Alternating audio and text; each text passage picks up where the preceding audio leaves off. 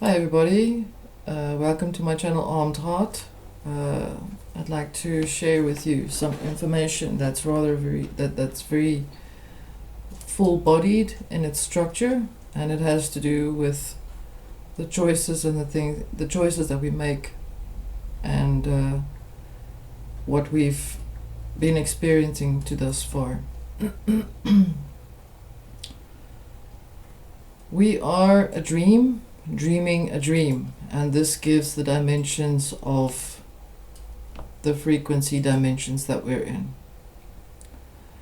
But then the further interpretation follows with the other dimensions that make out this constructed world that we are experiencing ourselves in. The construct of this verse, or the uncreated verse, is a word that was made into liquid, and its existence, and that this world is like a snake. And I'm using that as an example where I'm saying the snake sheds her skin. So the snake is also, this is a metaphorical discussion with regards to what I'm trying to explain. There's also some alchemy in there. And I'm speaking about the shedding of the skin, just like a snake sheds her skin. I'm using it as a feminine principle because I'm referring to Mother Earth as also her shedding her skin. And so daily we shed our beliefs, just like we shed the skin, we shed our beliefs, and we replace these beliefs often with new perceptions based on what we experience and what we feel. I also use the reference, the Oroboros, or the snake swallowing its tail, and this is also very significant in this particular analogy. The swallowing of the tail, or the story, as in this fairy tale, is also similar to the tail of the snake, the Oroboros. And they seem to follow the same sort of pattern where we have to, when we adapt and change to new ideas, we swallow our tails, we swallow new stories, we experience new stories or new tales. So we are also in a reference very similar to this particular Oroboros symbology. Humanity's existence comprises out of two choices. We very rarely do they overlap, but it can be observed in passing over and being birthed into this verse. I'd like to explain this a little bit deeper, and I would like to ask you just to, if you don't understand, to just go over it again, because this is a very serious subject matter in terms of the choices that we've made so far. And the only reason this comes up is so that we can understand or be in the standing of the awareness that we are in a skin shedding process. We are shedding skin. We are shedding things that used to be snug, that used to fit us, that used to embody us. We are shedding this. It's like a purging.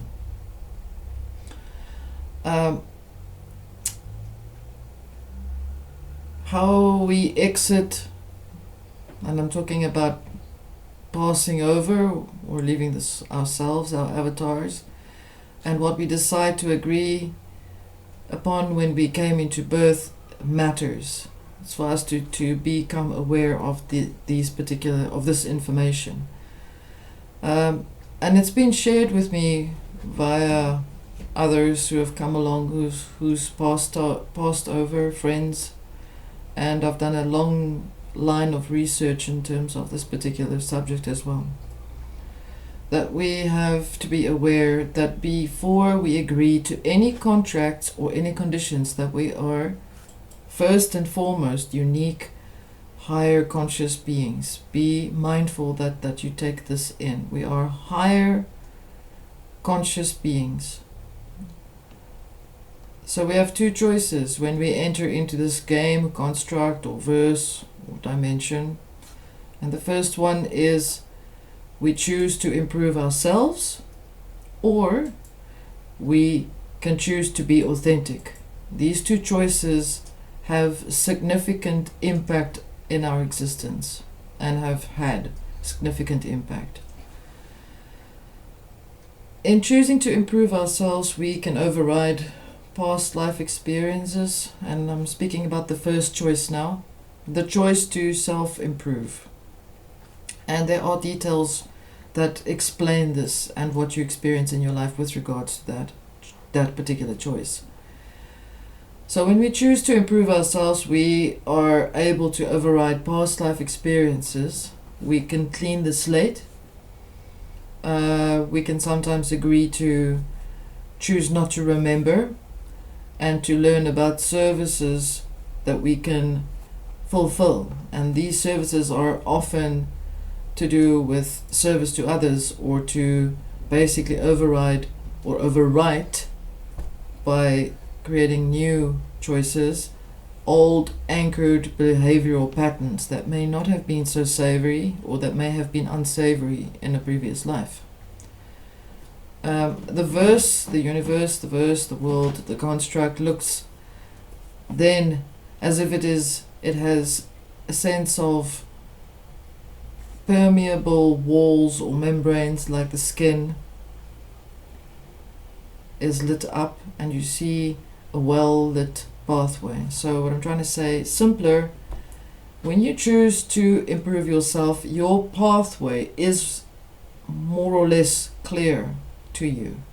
There are things that happen that you experience, and you then step on from that. You kind of work through the cause and effect process as well. Something else that's also very important to take in mind is life is pretty much like a flip side of a coin. It's up and down. It's up and sometimes down. And there are no specific reference points to that, except for the fact that whatever you experience, how can you improve yourself through that? And by improving yourself through that, what choices are you making to do that? And there are opportunities for you to do that, specifically because of that choice. Remember, this choice is the one to choose to self-improve, to improve yourself.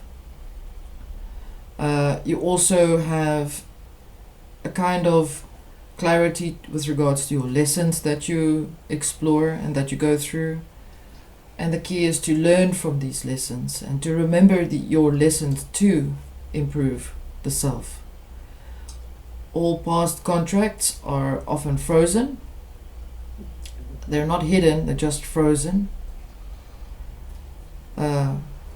Also, please be mindful that there are no perks, no right or wrong experiences. We are analyzing these choices as it is in front of us. So we're just looking at it in depth, and we're investigating the subject matter at hand. We analyze these choices because they affect us in our existence in this verse. In other words, this verse is just simply another dimension and from the infinite conscious mind, where and when all thoughts became us. But I will speak a little bit about this another time, a little later. A frequency of light is still visible or attained at the end of the life cycle of your existence. Aside from the overarching aspects of external interferences, you can still choose how to step out of this verse literally. Actions are forgivable as long as you have learned from this and you can practice self-forgiveness. Further along, and you still have the opportunity to wake up. Waking up is also a kind of a perception, but I will explain this a little bit more, because we have always been awake.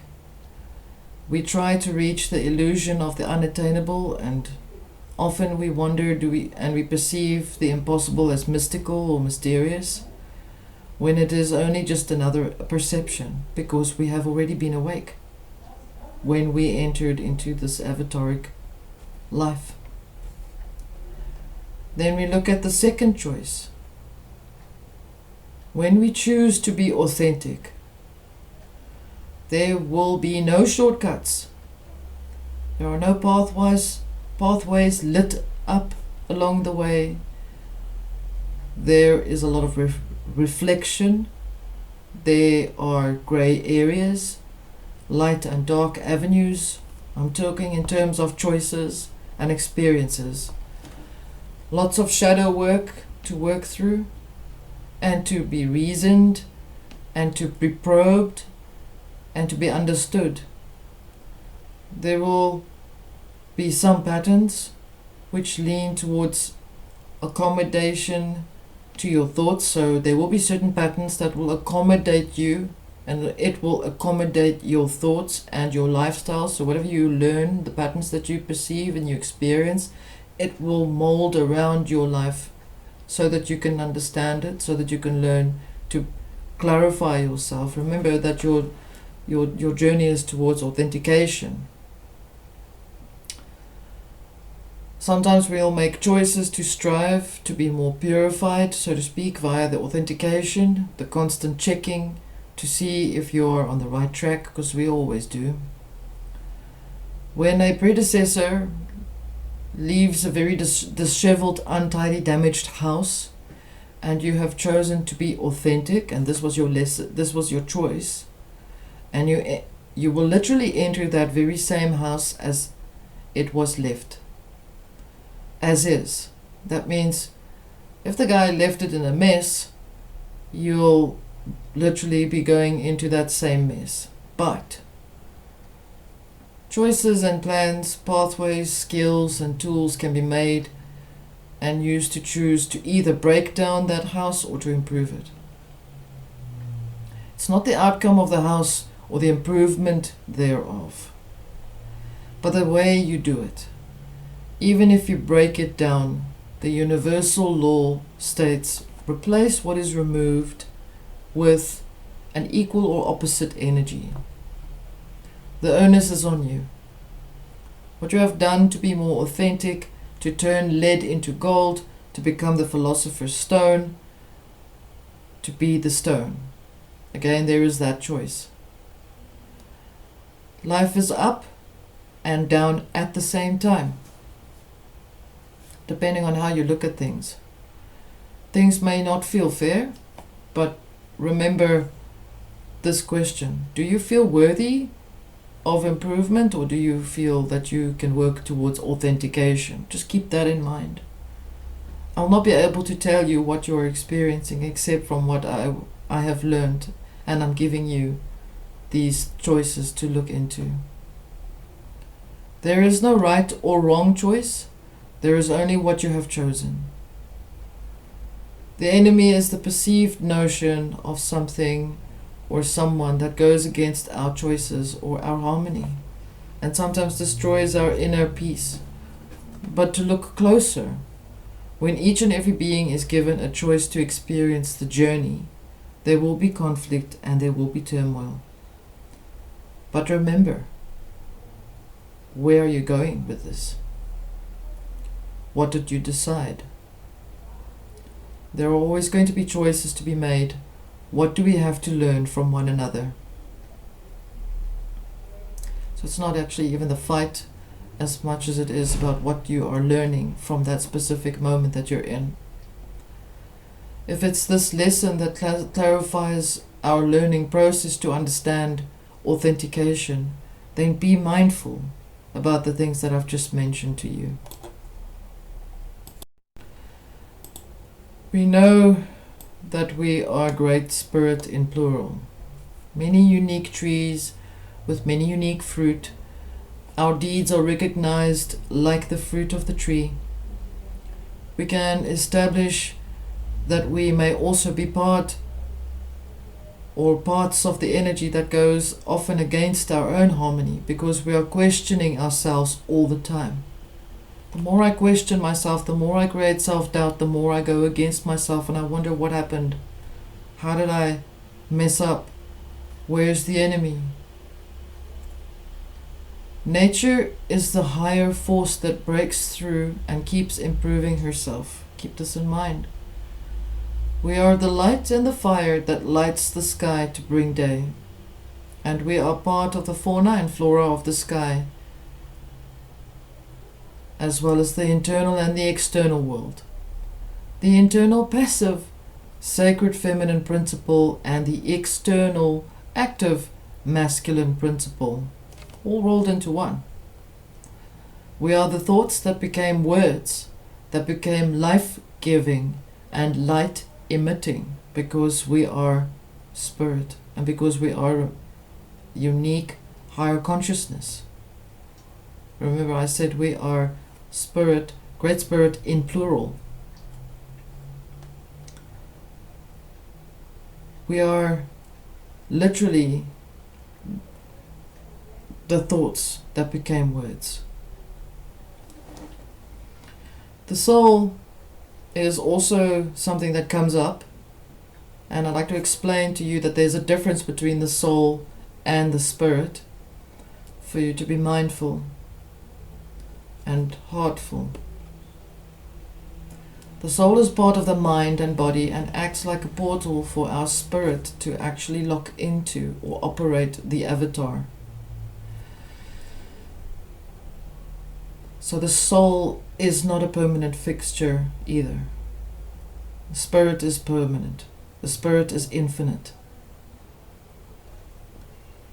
You can look in again at previous videos that will also explain to you something that I do mention again in terms of how AI, or the Sophianic artificial construct, and the falsification of information, is learning about our choices.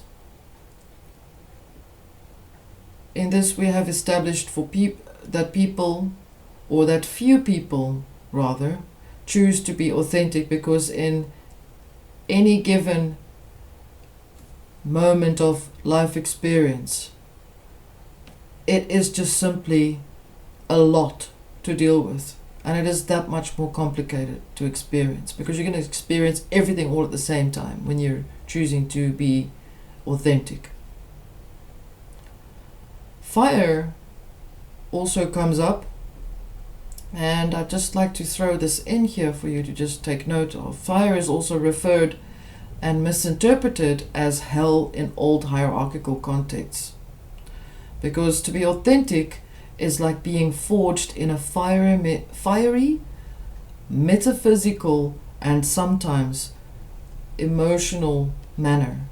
In other words, the purifying process, or alchemy, for you to see as a reference. When you physically exit your avatar, or when you pass on, or when you die, I'd prefer to use the word exit or passing on, because the journey never ends, really. It just changes direction. You will observe literally on the right hand side, your right hand side. This is if you've chosen the choice of authentication. You will literally see on your right hand side something that appears to be womb-like, and I've mentioned this before, but I'm going to give it in a little bit more depth for you to understand, for you to follow. This womb-like state is a state of, or a body of consciousness that allows you to tap your authentic essence into. So in this womb-like state, you let go of certain stuff, variables, data streams, ideas, thoughts, whatever you want to call it. Getting rid of the skin, remember? As if you are being cleared and forged to be more true to Great Spirit, or the alchemical term, the Philosopher's Stone. The stone is also in reference, just for you to understand what that means, the stone that the builders rejected, that has become the cornerstone. And I can give to you the link at the bottom for you to look to see all the many mentions of the word stone. The word stone is in reference of something that is solid, just like the authentic self is a solid energy, a solid force, to be more precise. And the metaphorical and reference to the verse, or to the world, to the universe, to this construct that we're in, the house of God built with the living stones. So there's a lot to take in, I know, and I ask you for your patience, for you to just go through this slowly and just to think about it. So now, right now, we are releasing that which does not contribute to us. We're shedding the skin and we're letting go of the raw data, incoherent aspects and patterns that were before parts of something bigger that we wrapped ourselves in, but we're breaking through that. It's like the seed that needs to germinate to the next stage, or through its fibers or husk, layer by layer. These layers have been accepted as perceptions and definitions of what you were seeking to use to define yourself to begin with. So in other words, in your raw form, you are unrefined and pure to your core, just like a rough diamond. You are neither masculine nor feminine, you are both. And your expressions are either masculine in its sense of creating something, or feminine in the sense of receiving something. Remember, you are both. To be light and dark, to be creator and to be the earth, to receive the seed. In other words, like I've said before, you are the event horizon. All at once, you truly are one intelligent energy. You are an authentic thought stream or light frequency. In other words, what became you. This is what became you before you became you. Be mindful to move away from the personality or the mind, body, soul identification to what you think you knew of who you were. Every time, whenever you break a perception, whenever you break a belief, whenever you clear that, you replace it with something new. You bring new things in. You are very much similar to nature, where she is continuously expressing new things, new life. And to also remember that you are Great Spirit in a plural. You're a unique thought in that Great Spirit sphere, to put it like that. I use whatever words I can use to explain what I'm trying to explain and share with you, because that is as best as I can do at this moment in time, but I don't limit this. But I am sharing with you what has come to me through much research and through many visitations in many ways. There's something else that I would like to share with you, which I'd like you just to take in, and I will discuss this at another time, is I do want to bring to your attention that we are the A-H sound. So, thoughts, ha, the sound of creation, a unique frequency to formulate, to give you an idea.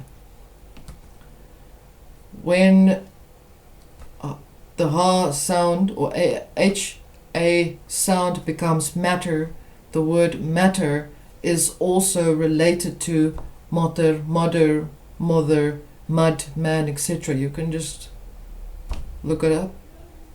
I will give you a link to see it. So ha is also in reference to the 28th letter in Arabic alphabet, and the letter is very much a silent H, but it has a G in it, so there's a bit of fire involved. So kha, to say it like that.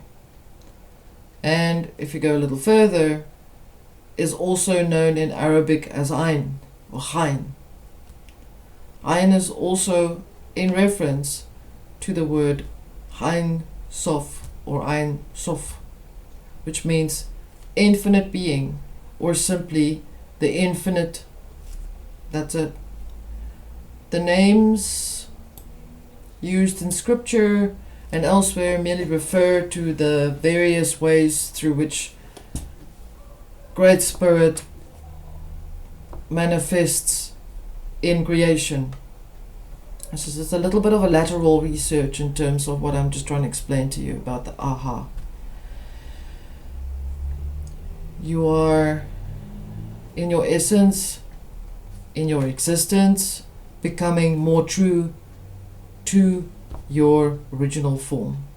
And in many forms, the essence of true thought becoming thought, words, to write down, action. I seek the light. I seek the light. I think I seek the light. I see the light. I am the light. In reference, that is where you are right now. We are seeing and observing and experiencing that you are the light that you have been seeking. Thought in form is also sound in form, because you speak your thoughts. Please look at Dragon Speak, the first one. Light in form is observed and becomes action. Action and observation becomes like a dragon, a symbolic symbol for a sound.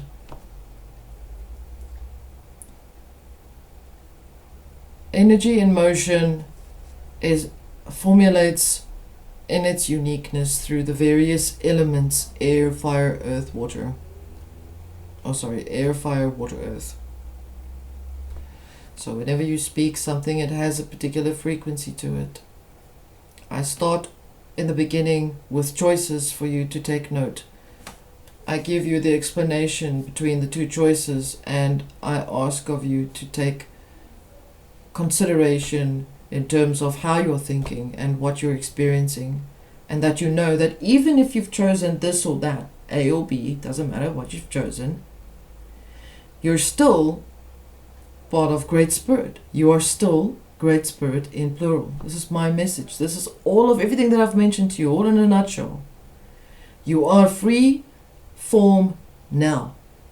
Free in the thought field of Great Spirit. Now you observe who you are. Thank you very much for your time and your support, and much love to you. And slow down. Take note of your thoughts. Take note of your feelings. Bye.